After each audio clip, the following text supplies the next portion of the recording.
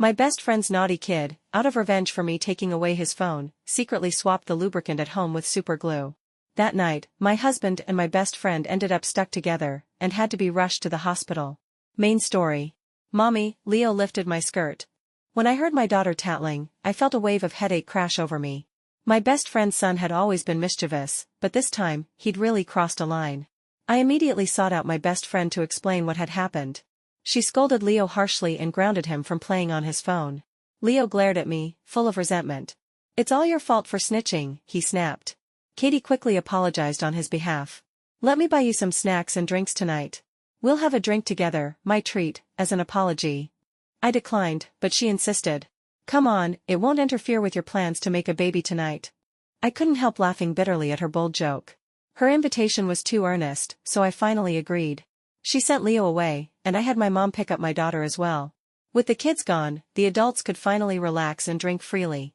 Unfortunately, I wasn't in great shape that day. After just 2 glasses, I was already dizzy and unsteady. Worried I might throw up and disturb my husband, I asked Katie to help me to the guest room. In the middle of the night, a burst of laughter jolted me out of my daze. I was groggy and lightheaded, but then I heard Katie's flirtatious voice drift into my ears. "Didn't eat dinner? That's why you're this soft." I was confused. What was going on? Then, I heard my husband's voice. "Keep your voice down. Jenny's in the room next door." Katie chuckled. "Relax. I slipped something into her wine. Even an earthquake couldn't wake her now." "Harder, please," she moaned. "Break me. I'm begging you, baby." My husband responded eagerly. "You're such a naughty little minx. Just don't cry about it later." I tried to sit up, but a wave of dizziness washed over me. My vision spun, and I collapsed back onto the bed. Before I could regain my senses, a sharp scream of pain came from the next room, followed by more. The sound grew louder and more intense. The walls in this building weren't well insulated, and it wasn't long before annoyed neighbors began shouting. "It's the middle of the night. Have some decency.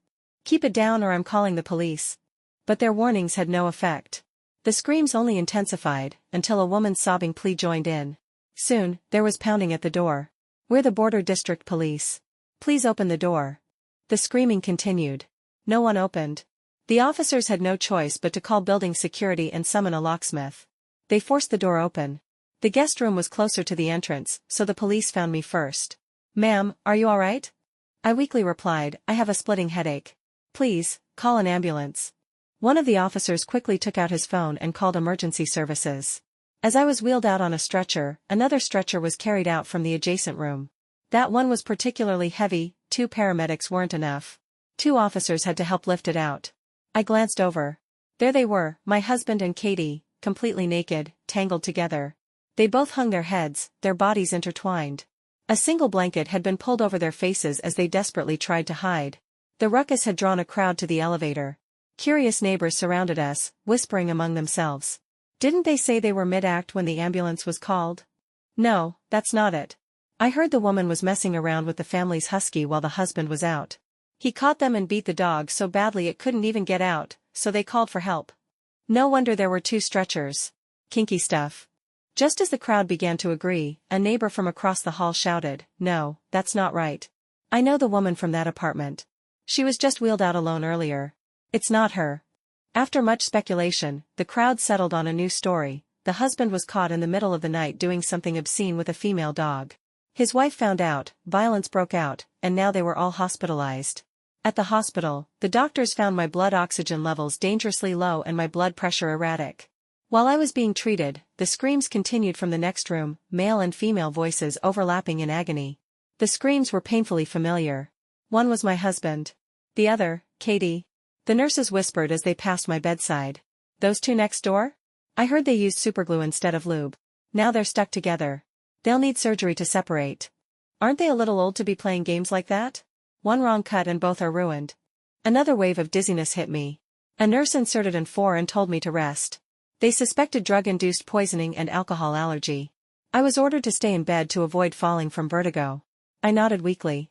Drowsiness took over, and I slipped into unconsciousness once again. When I next opened my eyes, I hadn't even sat up yet when a stinging slap landed across my face. "You bitch. You ruined my son," my mother-in-law shrieked. I held my face, utterly confused. "Mom, what are you talking about?" She spat back with venom, "Slut. I always knew you'd bring disaster." Her voice was loud, and the emergency room was full of people. All eyes turned toward us. I was filled with grievances. Mom, I was brought to the hospital last night because of a severe headache. I have no idea what you're talking about. Did something happen to John? She raised her hand to hit me again, but the hospital security rushed over and stopped her. She struggled, yelling, "This horse seduced my son in the middle of the night and played with him so hard he ended up in the hospital. She's destroyed his future. She's going to ruin our bloodline. I don't just want to hit her, I want to kill her." The surrounding people watched with wide eyes, a crowd of gossiping faces assessing me like a performer stripped bare, exposed and humiliated. My mother-in-law shouted she'd make this incident public, swearing I'd never be able to show my face again. "She's a sex addict. Can't live without a man. You hear me?" she yelled to the onlookers. She even urged people to take photos. Faced with my ferocious mother-in-law, I didn't retaliate immediately. In fact, I hoped she'd make an even bigger scene, the louder, the better. After all, I wasn't the one who'd end up humiliated. The commotion got so out of hand that even the caregiver assigned to me couldn't stay silent. She stood up and shouted, "Ma'am, stop it. The woman your son was sent to the hospital with? She's still in the next room, it's not your daughter-in-law." My mother-in-law froze, stunned. A moment later, she snapped back into gear and lashed out at the caregiver. "Lies. You're her nurse. She must have paid you off. How dare you say something so shameless? Aren't you afraid of being struck by lightning?" Last night, when the nurse asked if I had any family to accompany me, I didn't want to disturb anyone at such a late hour. So I had her assign me a strong, capable caregiver. I even offered double the pay, just to feel safe. The woman they sent was kind and down to earth. She'd confidently promised, "Don't worry, girl. I've got strength to spare. I'll take good care of you." But caregivers are people too, and no one likes being falsely accused. She had been at the hospital the whole night, and had witnessed the entire drama unfold from start to finish. Now she planted her fists on her hips and fired back at my mother-in-law. "Old hag, if anyone deserves to be struck by lightning, it's you. You gave birth to a man who had sex so recklessly, he ended up glued to his mistress and hospitalized. Losing your bloodline? That's your karma, yours and your son's. Don't believe me? Go check the room next door. Your darling boy is still stuck in the same bed as that woman. Take a good look at how destroyed their lower halves are." My mother-in-law clearly hadn't expected the caregiver to be so fierce. She was completely overwhelmed, didn't even get a chance to argue back. When she finally came to her senses, she turned her fury back to me, shouting, "You little slut, just wait." But before she could say anything more, 2 uniformed officers appeared in front of my bed. "Jenny," one of them said, "you're a suspect in a case of intentional harm. Can you cooperate with our investigation?" At the mention of the police, my mother-in-law suddenly regained her energy and sprang back into the fray. "Yes. That's her. She hurt my son. Arrest this bitch." She glared at me with triumph in her eyes, smiling coldly. "You'll get what you deserve, slut." Because of my unstable blood pressure, I was still forbidden from leaving the bed. I could only give my statement from the hospital room. Before the officers even asked anything, I looked up, feigning concern. "How are my husband and my best friend? Are they all right?" The medical staff nearby looked at me with eyes full of sympathy. I ignored them all and pressed on. "Please, tell me." The officer looked a bit awkward. "They're still being treated in the room next door. It's not looking good." He then asked, "Why did you swap the lubricant with industrial glue? Was it an act of revenge?" My expression turned blank. "I don't know anything," I said. "When I woke up, I was already in the hospital. The doctors said someone put sleeping pills in my food, and when mixed with alcohol, it caused poisoning." He frowned. "Has anyone recently been in the master bedroom of your home?" I thought for a moment. "Leo, yesterday, after throwing a tantrum, he went in for a while." "Leo, Katie's son." The moment I said his name, one of the officers quickly left the room. I lowered my head, thinking harder.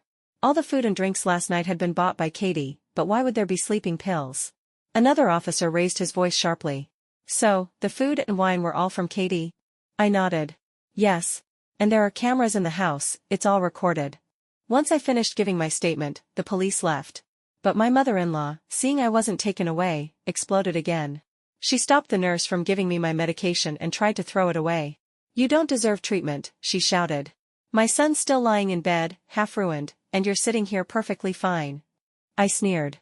"Your son and my dear best friend got themselves glued together. And you're blaming me.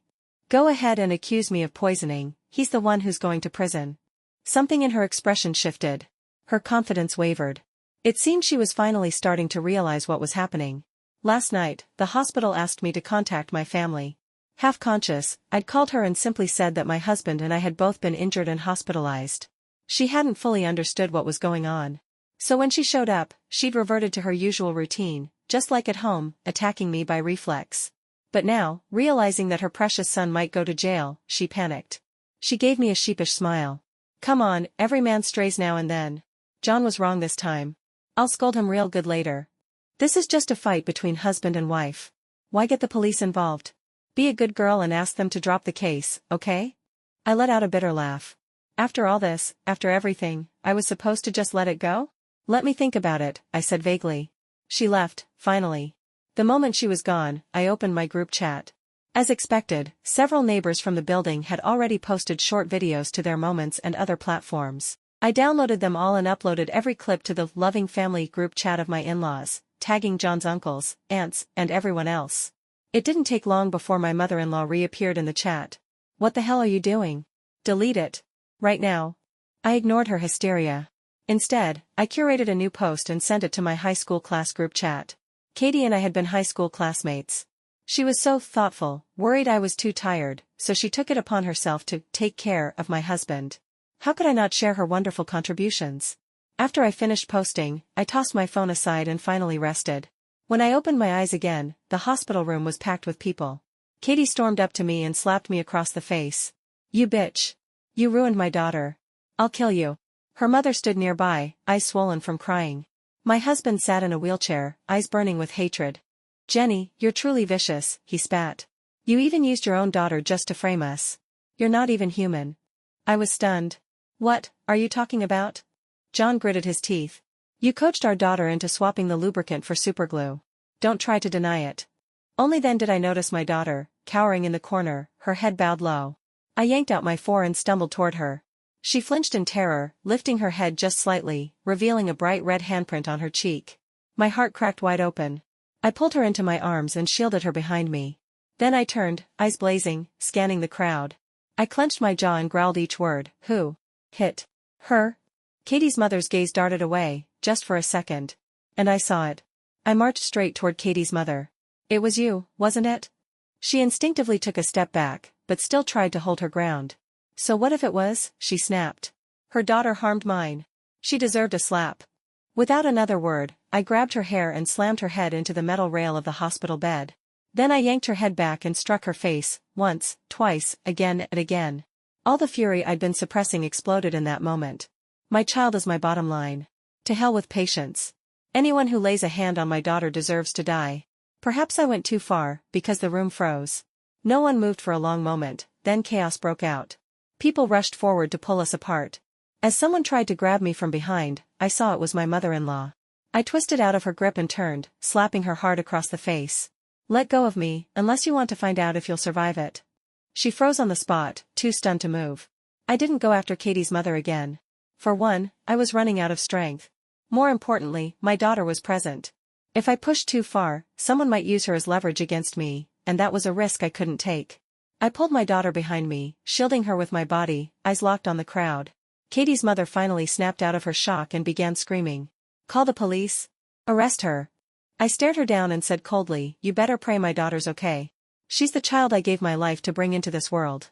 If anything happens to her, I'll make sure your whole family pays. Katie, who had just moments ago been smug and triumphant, now cowered beside her mother, shaking like a leaf. She's crazy. This woman's completely insane. John glared at me from his wheelchair, forcing out a shout. Jenny, have you lost your mind? You've already ruined Katie and me, and now you're still running wild?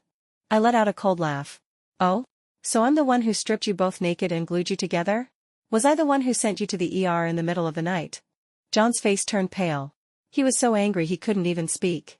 I lifted my daughter into my arms, scanned the room, and said clearly, you all know exactly who switched the lubricant. Don't think I don't.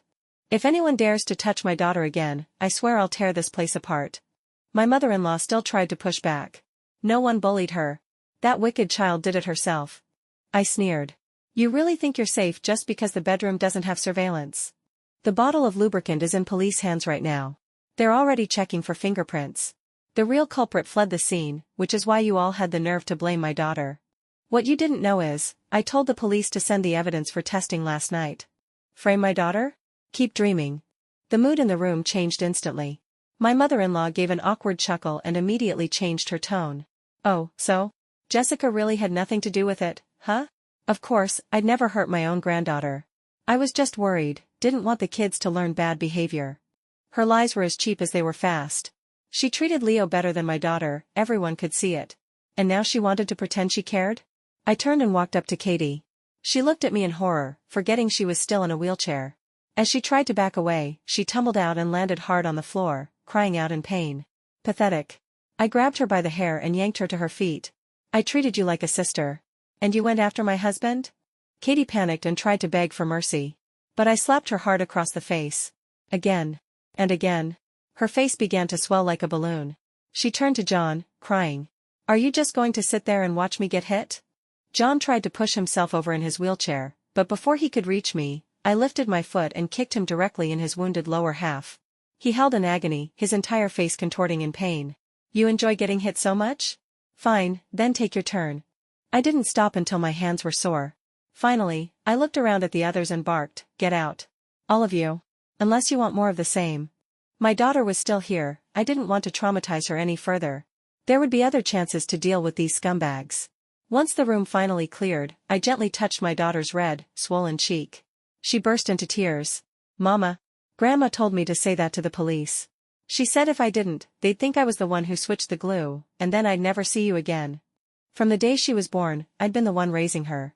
She was deeply attached to me, her biggest fear was being taken away. I never thought that awful old hag would stoop so low, to manipulate a child. Where did she say that to you? I asked softly. At Grandma's place, she sobbed, downstairs in the hallway. I immediately called my mother and asked her to contact building management to check the surveillance footage in the hallway. Once I had the video, I forwarded it straight to the family group chat.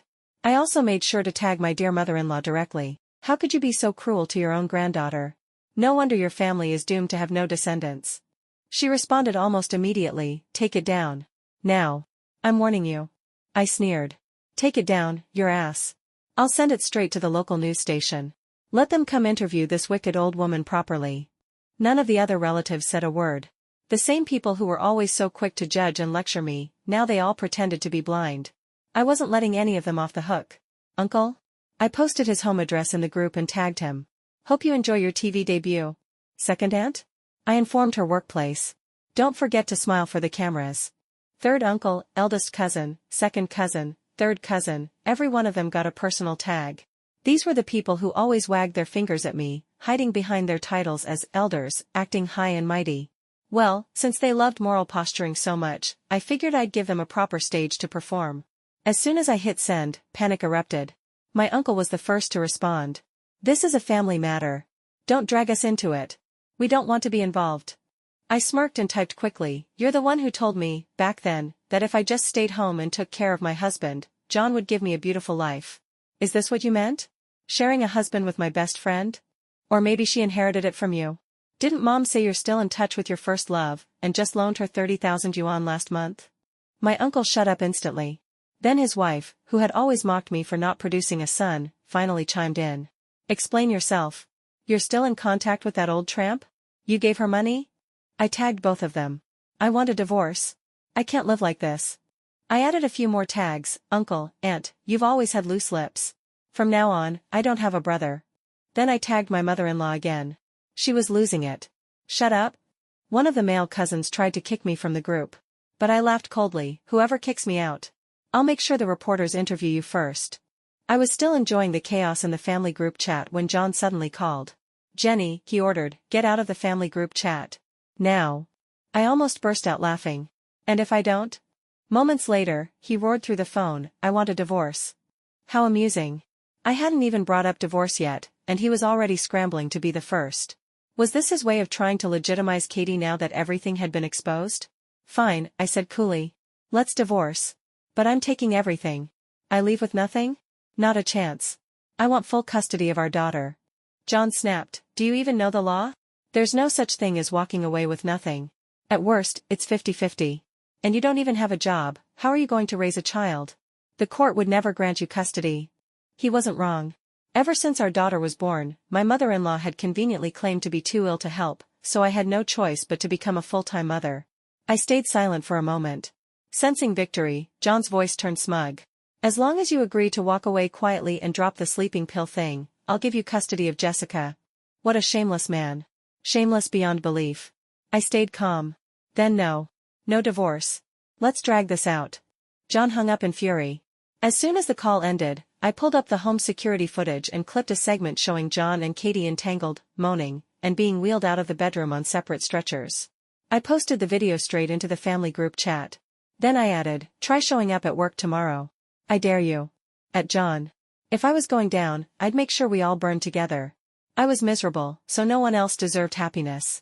My mother cried over the phone. Sweetheart, maybe it's better if you just divorce him. Dragging this on won't be good for you or the child. Come home, we'll take care of you. I knew she meant well, but I couldn't back down. Not now. Not like this. I smiled softly and reassured her. Don't worry, Mom. I know what I'm doing. I won't lose. I can't lose. 3 days later, I was finally discharged from the hospital. The moment I stepped through the gate of our community, I ran into my mother-in-law, storming toward me. My son's going to jail. Are you happy now? She was clearly furious. I just found out, John admitted to everything so Katie could walk free. I sneered. And who do you think drugged me? Go find the real culprit. She pretended not to hear me and suddenly switched tactics, her expression turning pitiful. She deserves it, right? Let her take the fall. But my poor granddaughter, she's only in kindergarten. How can she go through life with so many burdens? How will she survive with such a stain on her family? And then I realized it. John had taken the blame on purpose, to force me to withdraw the case. We were husband and wife. If I said it was all just a domestic misunderstanding, the case could be closed quietly. Nothing would go on his record.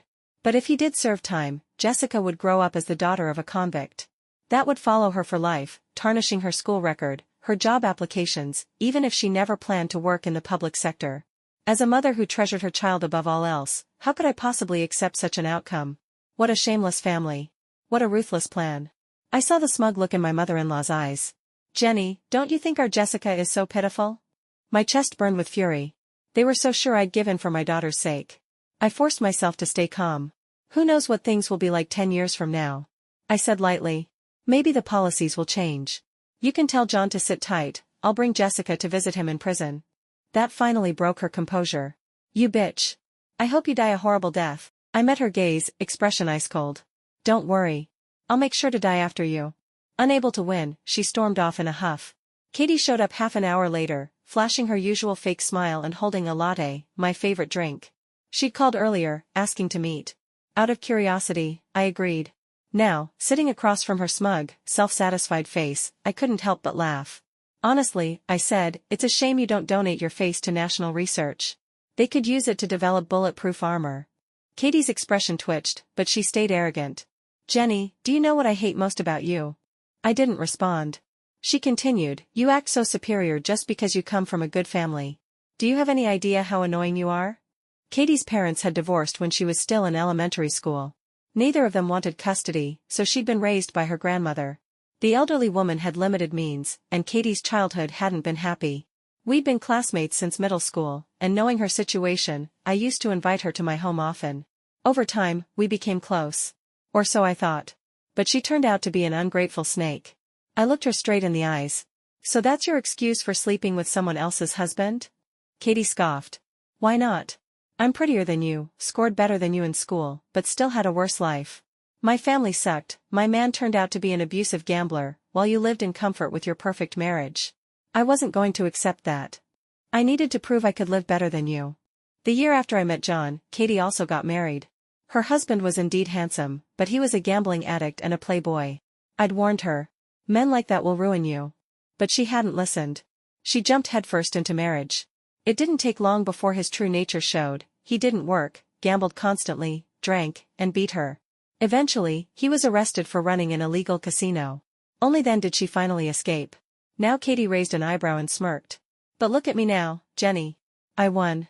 Your husband would rather go to jail than let anything happen to me. Tell me, how's that happy marriage of yours looking now? Doesn't it feel like a joke? Her smugness made my heart clench for a second. Could it be? Did John really love her that much? Enough to sacrifice himself, for her? Seeing I didn't respond, Katie cut straight to the point. If you're willing to drop the charges, that would be ideal.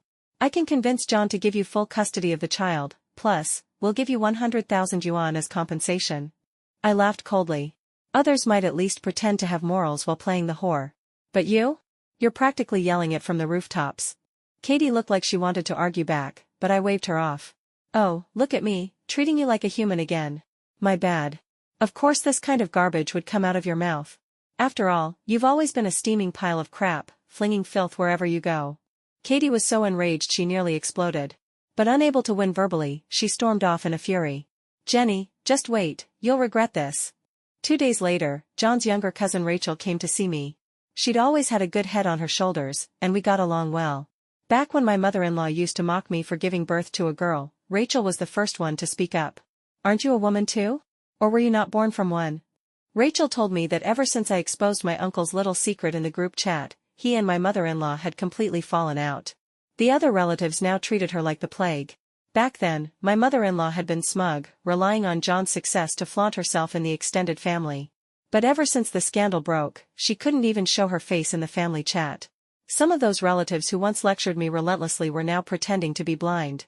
But that's exactly why I acted out in the group chat, to show them I wasn't afraid of burning the whole thing down. If anyone dared cross me, I'd make sure they paid the price. Sure enough, these so-called family bonds were more fragile than weeds by the roadside, unable to withstand the slightest wind.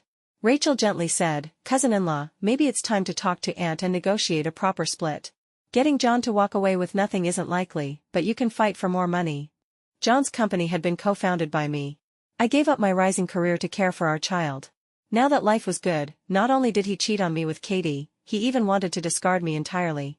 Why should I be the one to compromise? Rachel's tone shifted, and I sensed she was hiding something. After a bit of pressing, she finally revealed the bombshell. Leo is John's biological son. I froze. Rachel bit her lip. Please don't say I told you. But Aunt said it directly to my mom. Apparently she's known for a while. Suddenly, everything made sense. That awful old hag always invited Leo over. Whenever Leo clashed with my daughter, she always sided with him. I had thought she was just trying to be polite to a guest. But this was the truth. Rachel gently squeezed my hand. Don't be too sad. I'll try to feed you more information. At least get you a better deal. Sad? My smirk was sharper than the edge of a blade. There were truths I still couldn't tell Rachel, but now I understood why that hag and John were willing to risk so much to protect Katie. They thought Leo was John's only son. How ironic. Let the show begin. I looked Rachel in the eye. I'm not sad. Just tell your aunt this, if she wants her precious son protected, she'd better meet my terms. With enough money, I can send Jessica abroad. Whether she has a convict for a father or not, it won't matter. It's up to John now. He can decide what he's willing to trade.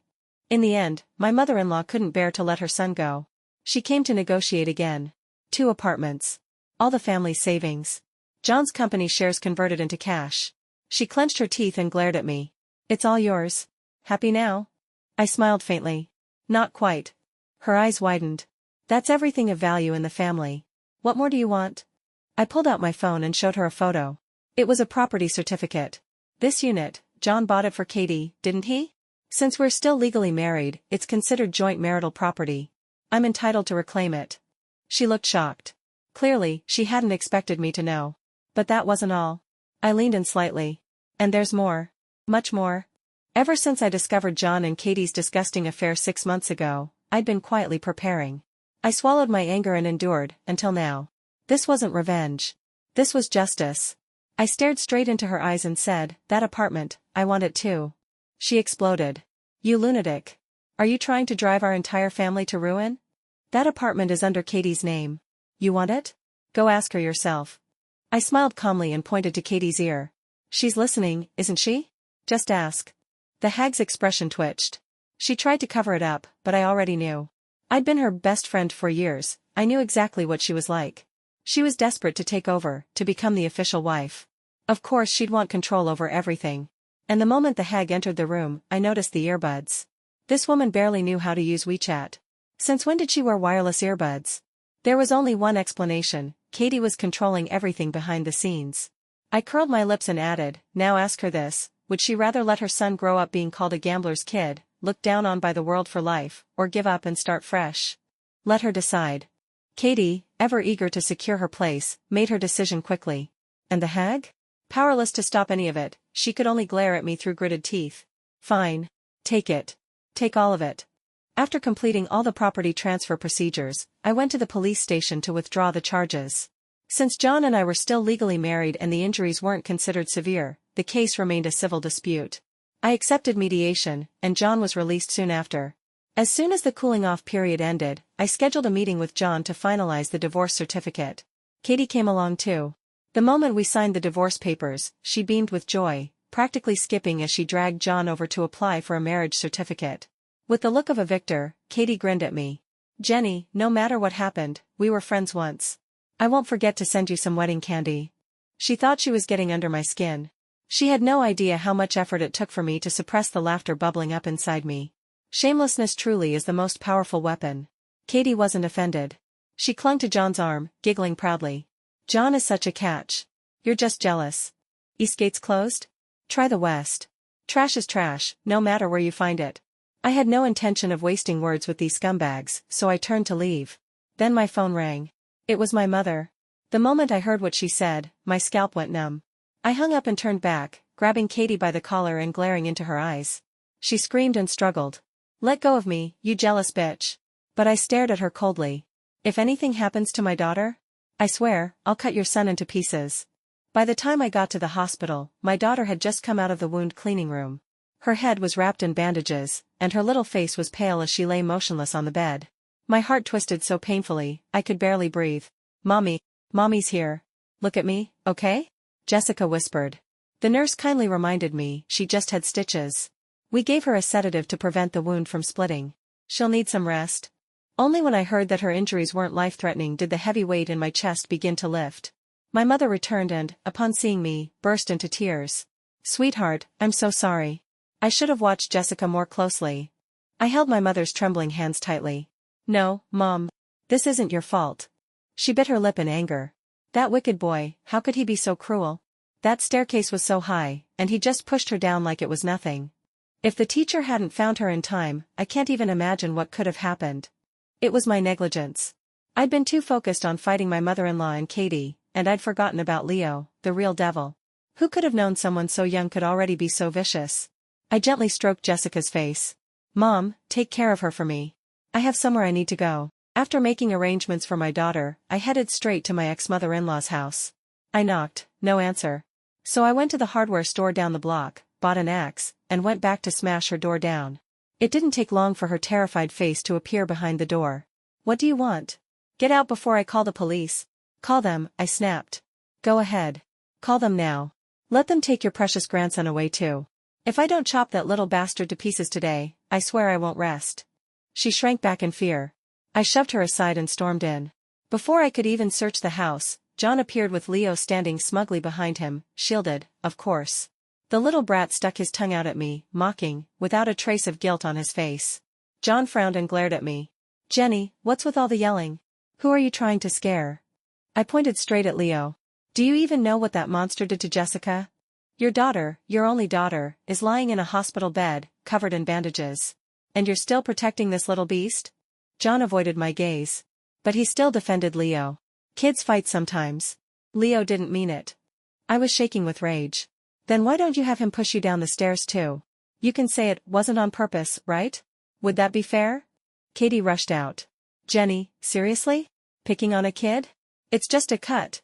We'll pay the hospital bills, okay? Name your price." "Name my price?" I laughed bitterly.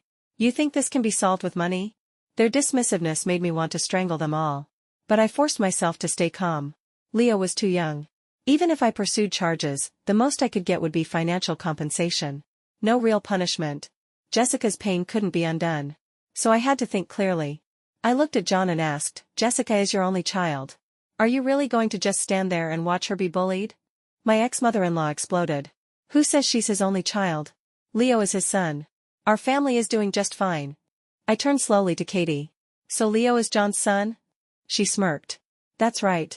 You couldn't give him a boy, but I could. I gave him a healthy, bouncing son." "Jealous?" I shook my head in disbelief. "So, you two have been lying to me all this time?" I stared at them, numb. "I hope you both rot in hell." John's face darkened. "Get out. You're not welcome here." I left their house and immediately went to the detention center on the outskirts of town. I scheduled a visitation. With everything prepared, I returned to the hospital to stay by Jessica's side. My mother looked at me with tear-filled eyes. I spoke to a lawyer. Leo is too young. Even if we sue, the most we'll get is some medical fees from his mother.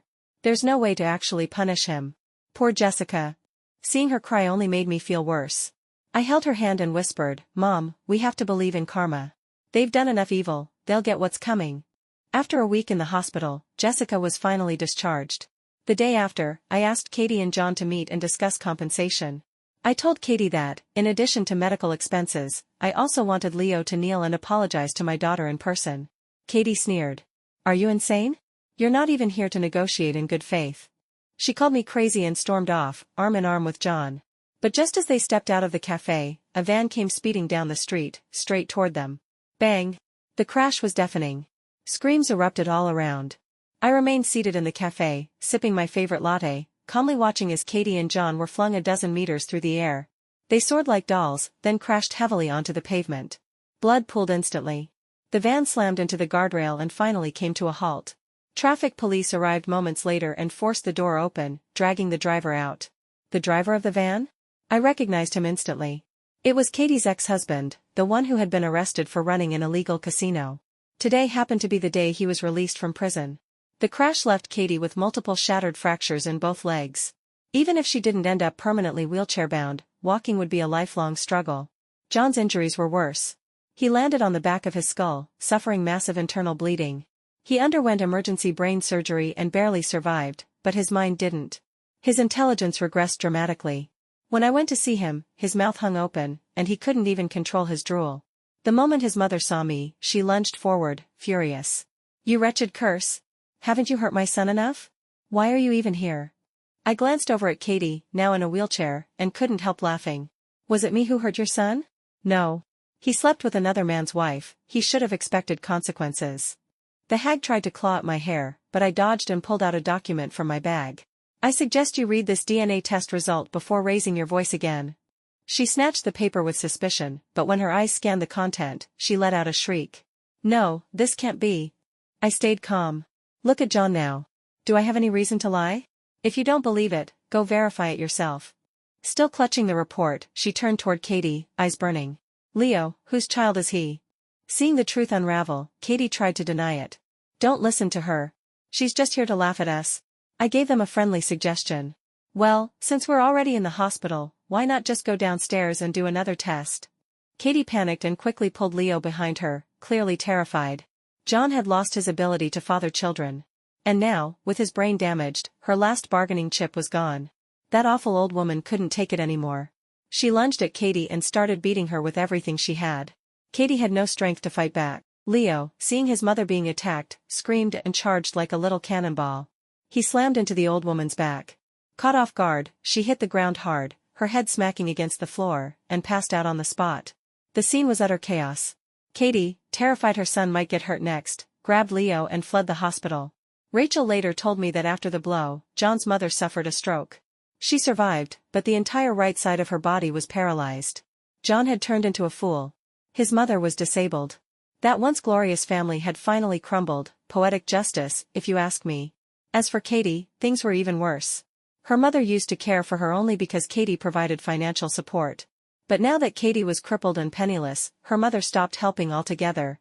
Leo, that wicked little boy, continued to cause trouble constantly. Afraid he might one day kill someone, or himself, Katie locked him up at home with an iron chain like a feral dog. Rachel asked me quietly, "Sis, how did you know Leo wasn't my cousin's child?" That was a long story. It started over 6 months ago. One night, I accidentally caught John and Katie in the act. At that moment, betrayed by the man I loved and my best friend, I felt as if the sky had collapsed. I wanted to storm in with a knife and gut them both. But I had a daughter. I couldn't be reckless. So I began to plan. After consulting with lawyers, I learned that legally, I couldn't force John to leave the marriage with nothing. That's when I quietly started my revenge. I noticed how tender John was toward Leo. His mother too, more doting toward that child than her own granddaughter. I began to suspect Leo was John's illegitimate son. Suppressing my fury, I secretly collected hair samples from both John and Leo and submitted them for a paternity test. The result? No biological relation. Later, I realized Katie had intentionally hidden the truth. I didn't expose them immediately, I was waiting for John to discover it himself and let the two of them tear each other apart. But then, Leo hurt my daughter. I couldn't wait anymore. I stormed into my ex-mother-in-law's house to cause a scene. I knew they would all defend Leo. After all, they still believed he was John's flesh and blood. So I provoked Katie, luring her into admitting it herself. She boasted openly that Leo was John's son. I recorded every word. Then I sent that recording to Katie's ex-husband. Back in the day, Katie wasn't just his trophy wife, she was his silent partner. A large chunk of the casino profits had gone into her pocket. But when they got caught, Katie's ex took the fall alone, for the child, he thought was his. Now? He finds out that Leo isn't even his son? You think he could take that? No way. I gambled that he'd snap. That he'd want revenge on Katie and John. So I arranged a negotiation meeting. I thought maybe he'd beat them up at most. But I didn't expect he'd go full-blown rampage, and ram a car into them. It was brutal. And it was perfect. But that's not all. I was also the one who subtly encouraged Leo to swap out the lubricant. I told him, Uncle and I are trying for a baby. If they have a second child, they might stop loving you as much. A little demon like him, spoiled for years, couldn't stand that. So he struck back, with disastrous results that landed both his mom and John in the hospital. If Katie and John hadn't betrayed me, they wouldn't have ended up like this. Everything that happened was the consequence of their own choices. Epilogue, my new life. Now, I'm single again. I own multiple properties. I have millions in my bank account. And I have the sweetest, most well-behaved daughter anyone could ask for. From now on, my life will only grow brighter. And theirs? Well, let's just say they'll have plenty of time to reflect.